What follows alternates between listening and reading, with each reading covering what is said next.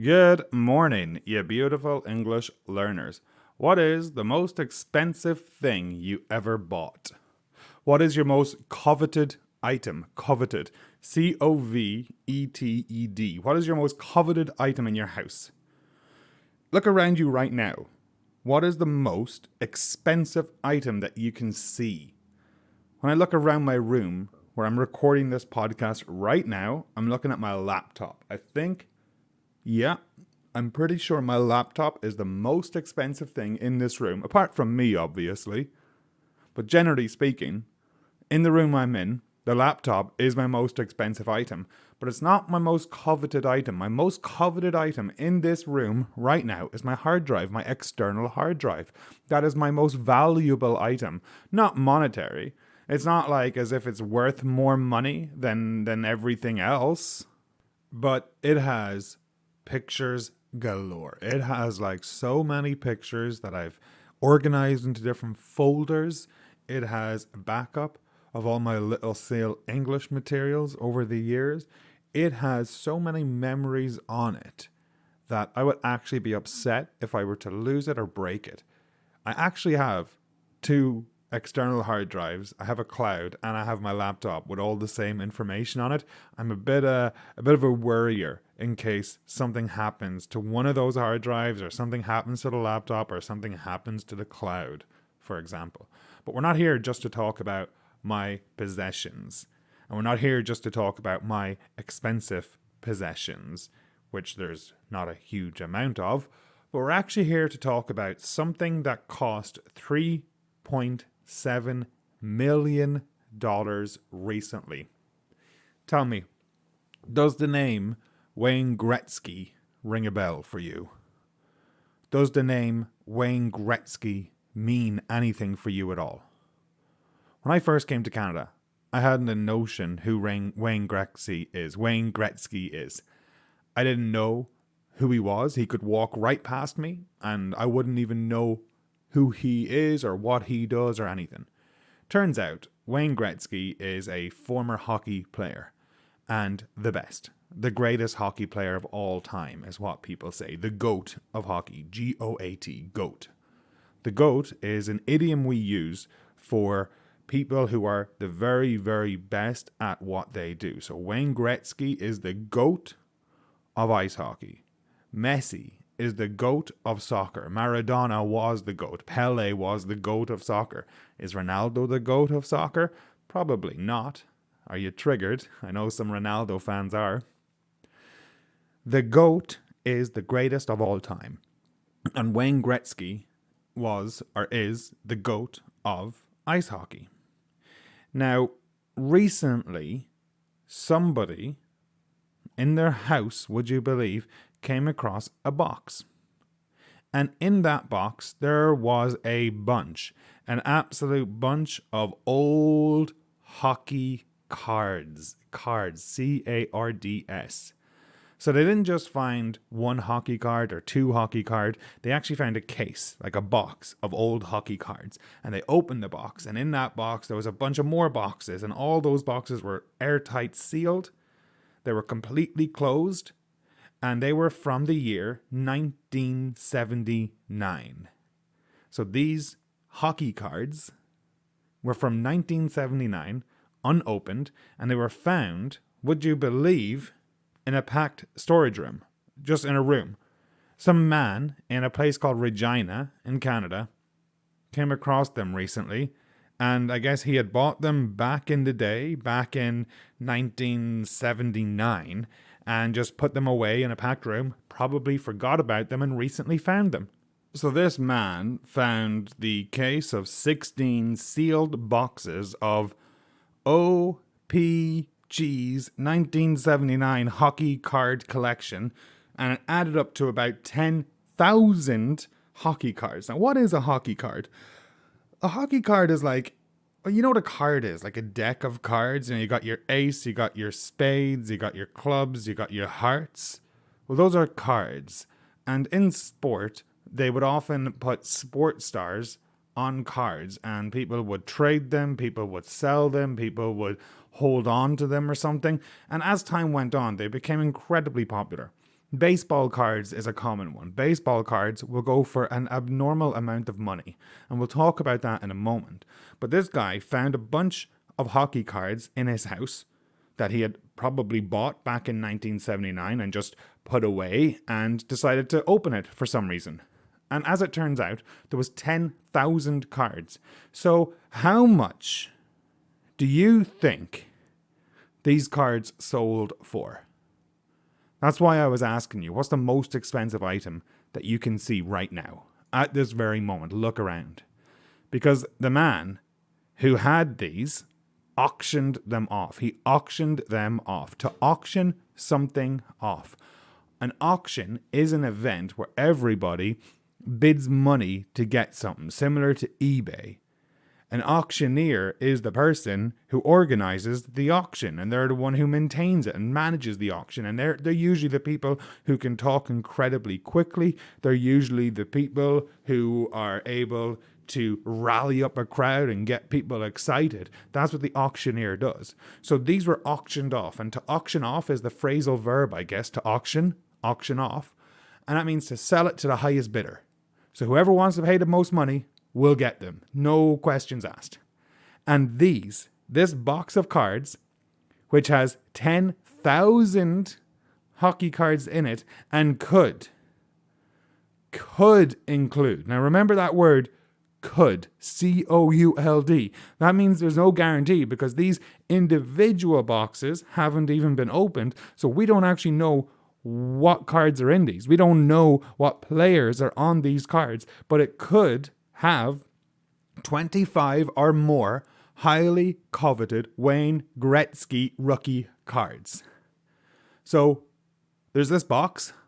In this box, there's 10,000 cards. And on those 10,000 cards, there could be 25 which have Wayne Gretzky on them. Like, this is how crazy this situation is. So these cards that could have Wayne Gretzky on them sold recently for $3.7 million. $3.7 million. Are you freaking crazy? It is insane. It is wild. I cannot believe it that a human would spend $3.7 million on a box that might contain 25 or more highly coveted Wayne Gretzky rookie cards. Now, the rookie part is also important. So in 1979, Gretzky was probably starting his hockey career. He was a rookie. He wasn't a professional just yet. So he would have appeared on a card. But back in 1979, fuck all, people probably knew who he was. You know, he wasn't very famous. And so now his career is over. He is a distinguished hockey player, the greatest of all time. Now these cards are worth a lot more money. Have you ever heard of this? Have you ever heard of these types of cards and how much money people spend on them? So the auctioneer sold the cards for $3.7 million to a long-time collector.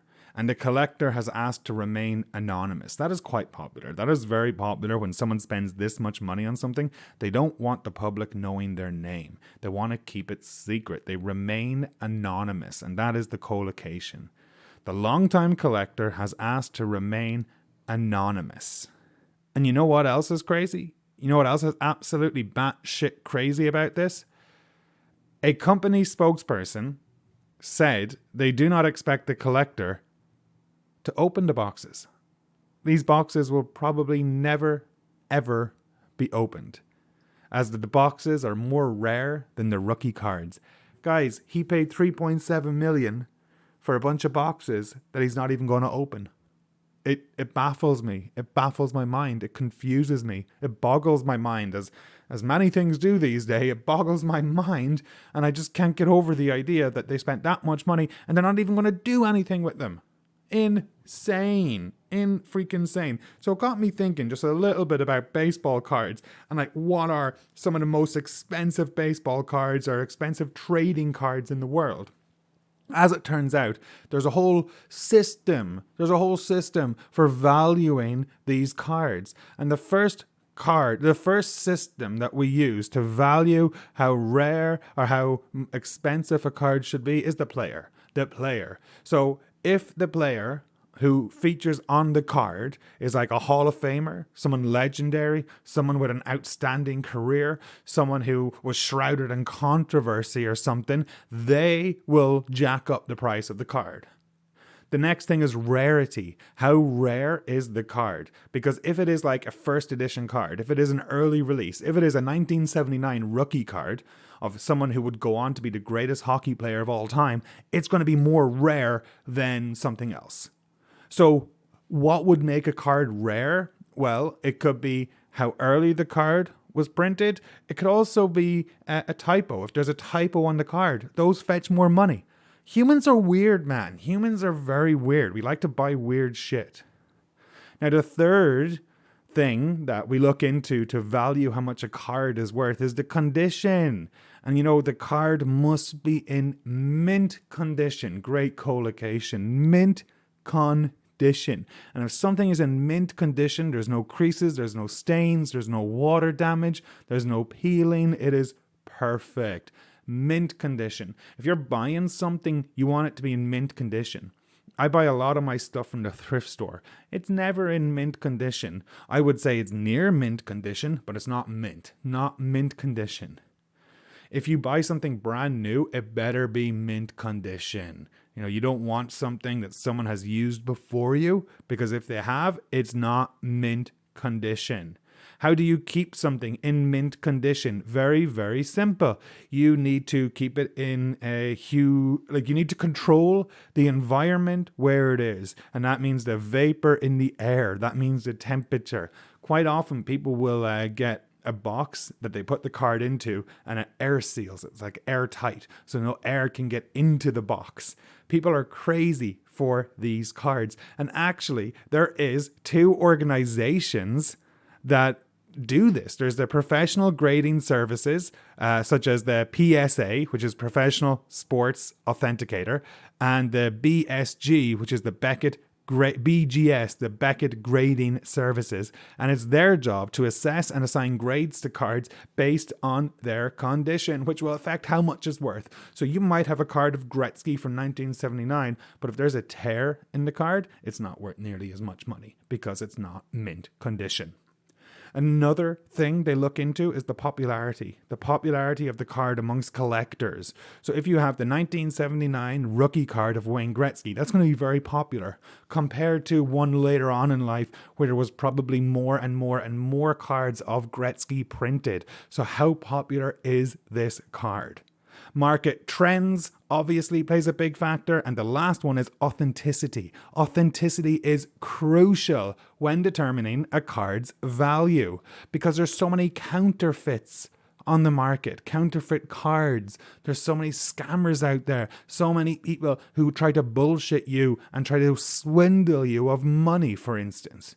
So collectors, like the guy who bought this box for $3.7 million, he wanted to make sure that the boxes were authentic. And that means they need to get assurances through professional grading sellers services or reputable sellers. And if it is authentic, it will fetch a lot of money. And if it's not authentic, it won't fetch a lot of money. But generally speaking, those are the methods people go through to assess how much a certain card is worth. All right, so get this, folks. At the time, in 1979, the collector paid $150 for the case of cards. That is crazy. So in 1979, some person bought this case for $150, and then it sold for well over $2 million, or it sold for $230,000 per box.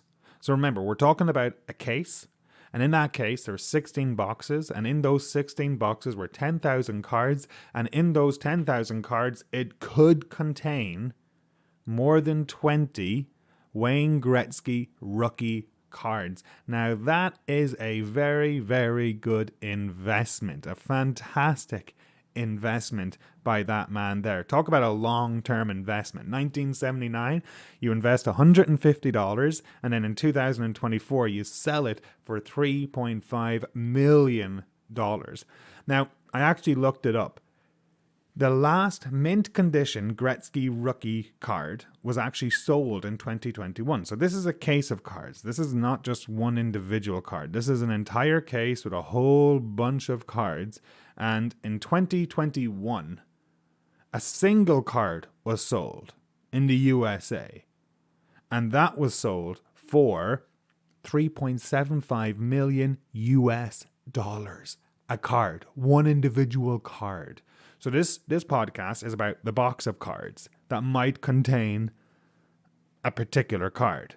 But one mint condition card by itself sold for more than 5 million Canadian dollars in 2021. This is ridiculous. Absolutely ridiculous. So this story popped up the other day.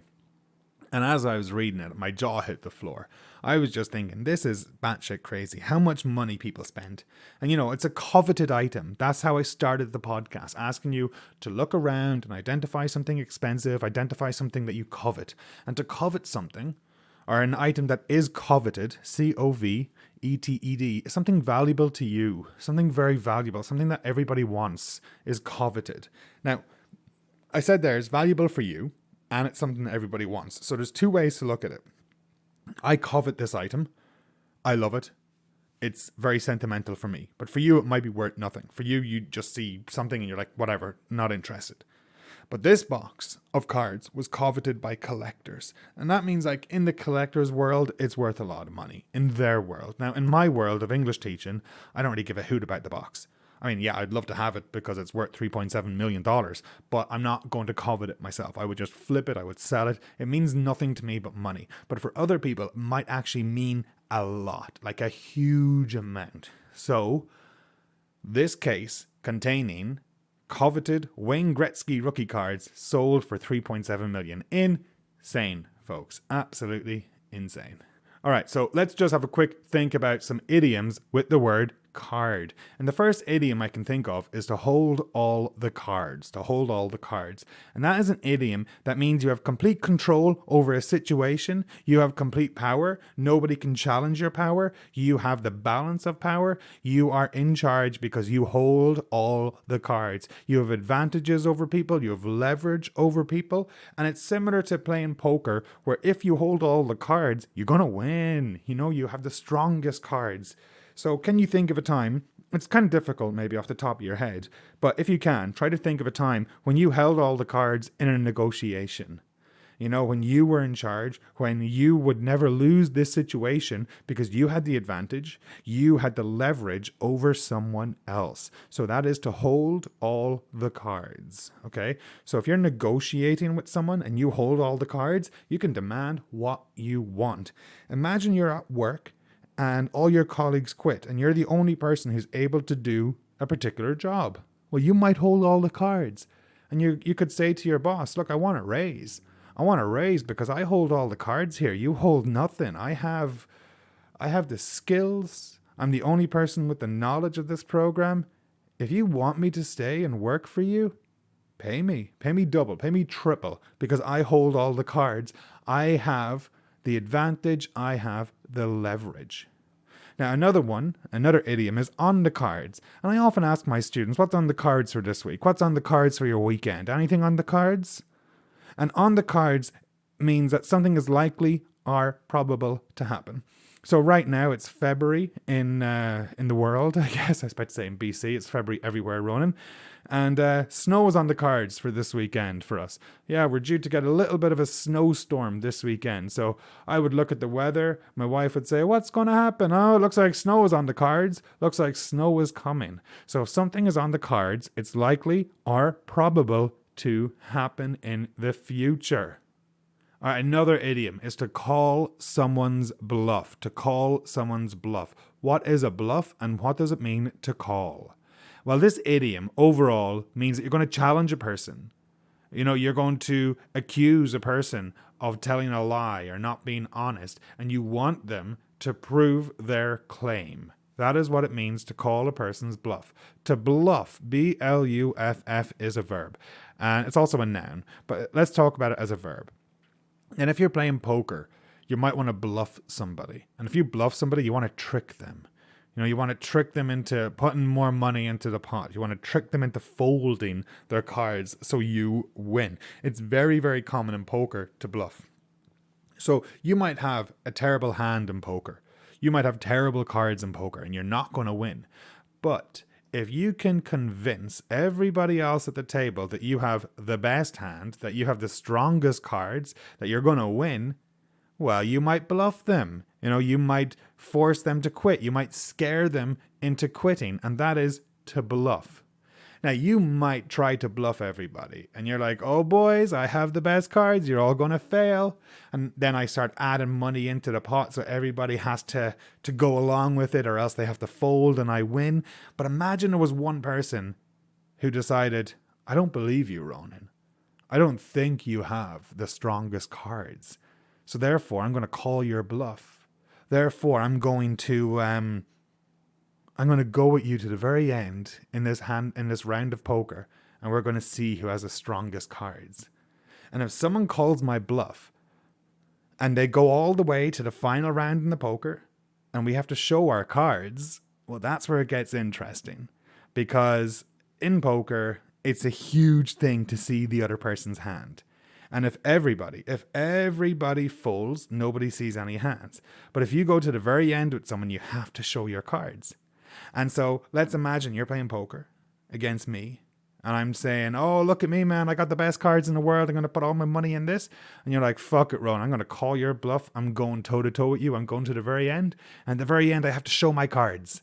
And it turns out I was bluffing. It turns out everything I said was a bluff. And it turns out my cards are garbage and your cards are stronger and you win all the money. So I tricked some people at the table. I tricked him, I tricked her at the poker table, but I didn't trick you at the poker table because you called my bluff. And to call a bluff is to say, I don't believe you. I want to see what you're doing. I don't believe you. Back it up right now. So that term, to call someone's bluff, it originates from poker, where someone might bluff about the strength of their hand, where someone might lie about the strength of their hand. I don't know if I'd say lie. It's a game of poker. That's how it is. That's how it operates. That's how it works. So to call someone's bluff, a beautiful idiom, not with card, but definitely connected to cards. And the last idiom that we're going to look up right now is to play the cards you're dealt with. That's a great one. And it's a very realistic one. Play the cards you're dealt with. So, in life, you're given many different cards. Some of them are good, some of them are negative. Some of them are fantastic, some of them are horrible. Some of them can lead to disaster, some of them can lead to prosperity.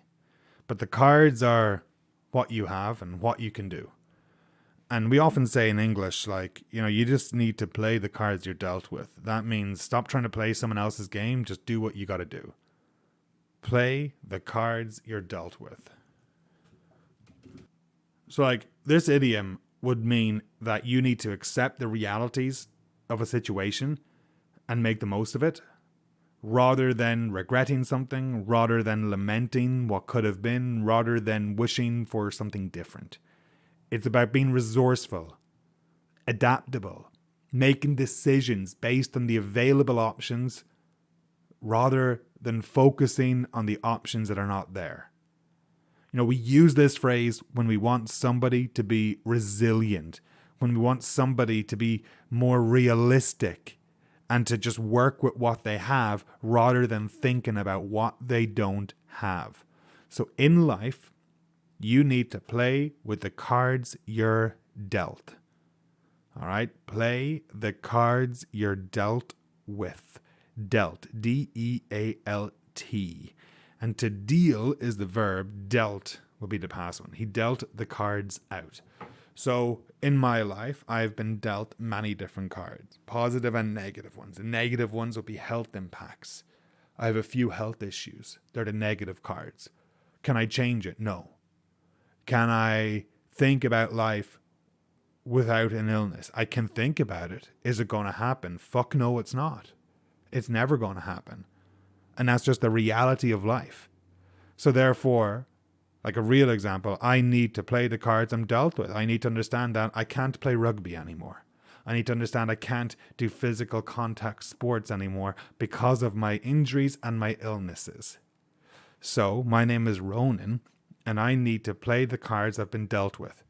Yeah, I can sit here and think about the good old days when I played rugby, did boxing, did jiu-jitsu, and loved fighting and everything like that. But what's the point? What is the point of reminiscing about those, about lamenting about those times? There is no point, because it's not going to help me in my life. So I need to play the cards I'm dealt with. I've accepted I can't play rugby. I've accepted I can't box. I've accepted I can't do jiu-jitsu. I've accepted I can't do this. But you know what I can do? I can hike and I can fucking swim.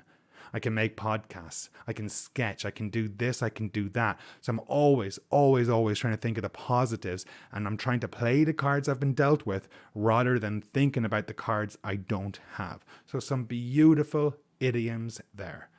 Okay, folks, it is time to wrap this bad boy up. So I came on here originally and I asked you the question to look around for something expensive, to look around for something that you covet.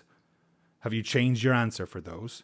Because I'm looking around my room right now, and honestly, I'm not going to change my answer. My most expensive item I can see is my laptop. My most coveted item is my external hard drive because it has many memories on it. I then spoke about how there's a case of hockey cards, and a case is like a big box, and in the big box there's smaller boxes, and in those smaller boxes are a bunch of cards. And on those cards there could be 25 or more Wayne Gretzky rookie cards. Who's Wayne Gretzky? The GOAT of hockey, the absolute greatest of all time at hockey.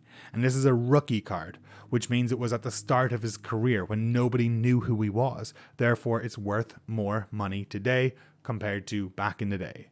Back in 1979, the original purchaser paid $150 for this case of cards. And in 2024, they sold the cards for $3.7 million. Huge investment.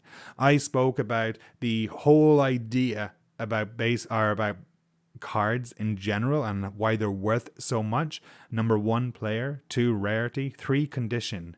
And we spoke a little bit about mint condition. Mint condition. Something must be in mint condition. Something must be amazing in order for it to be worth a lot. You know, if there's damage on it, if there's water damage, if it's peeling, if there's a scrape, if there's a cut on it or something, it's not mint. It's not going to be worth nearly as much.